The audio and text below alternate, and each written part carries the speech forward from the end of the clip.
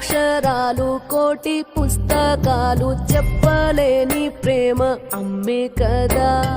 అంతం లేని సొంతం పంతం లేని బంధం స్వార్థం లేని రూపం అమ్మే కదా.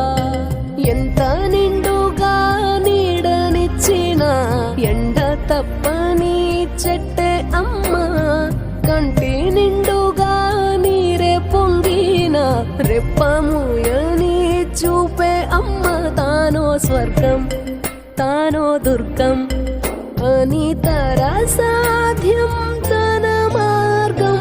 వేల అక్షరాలు కోటి పుస్తకాలు చెప్పలేని ప్రేమ అమ్మే కదా. అంతం లేని సొంతం పంతం లేని బంధం స్వార్థం లేని